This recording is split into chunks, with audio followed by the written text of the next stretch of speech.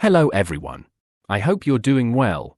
Today, I want to talk about Lebanese journalist Ghadi Francis, who on August 13, 2025, appeared on the news channel Lebanon On and made an extremely vile and disgusting statement about Israelis.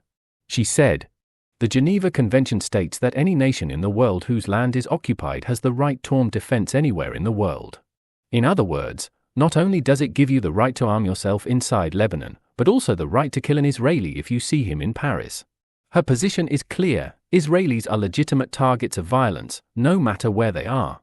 She's not just condoning violence, she's explicitly endorsing murder based solely on nationality. Her interpretation of the Geneva Convention is blatantly false. Civilians are not legitimate military targets.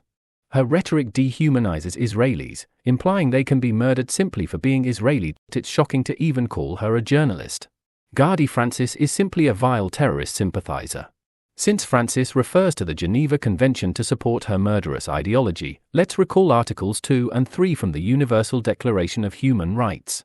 Article 2 states, "Everyone is entitled to all the rights and freedoms set forth in this declaration without distinction of any kind, such as race, color, sex, language, religion, political or other opinion, national or social origin, property, birth, or other status."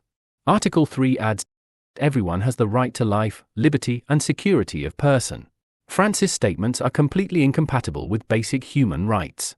What's the point of citing the Geneva Convention to justify murdering Israelis when you can't even uphold the most fundamental principles of human dignity? Now let's consider the obvious question: why does Israel maintain a military presence in Lebanon in the first place? The answer goes back to 1948, when Israel was founded. Within hours of declaring independence, Egypt, Jordan, Lebanon, Syria, Saudi Arabia, and Iraq invaded, refusing to accept the legitimacy of the new state. Israel defended itself against this aggression and won.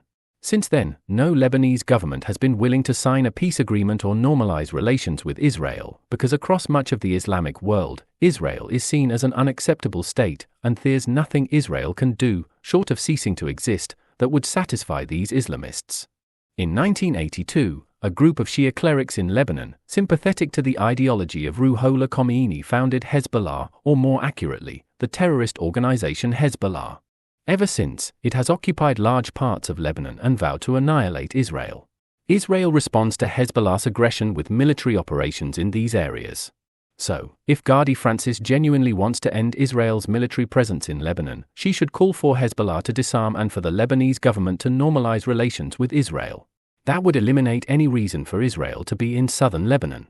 This approach would be far more productive and humane than advocating for the murder of random Israelis in Paris. Israel, on the other hand, has repeatedly shown that it is willing to live in peace with its neighbors. It signed a peace treaty with Egypt, returning the Sinai Peninsula, a landmass larger than Israel itself. Later, it signed a peace treaty with Jordan. The Abraham Accords then brought peace between Israel and several other Islamic countries that previously refused to recognize Israel. So, the burden is on the Lebanese government to accept Israel's existence and establish formal diplomatic ties. That's the only way how peace between the two nations can be achieved. People like Ghadi Francis are one of the main reasons there is no peace in the region. She opposes Israel no matter what it does and openly advocates for murder based on nationality. She is a textbook example of an intolerant bigot.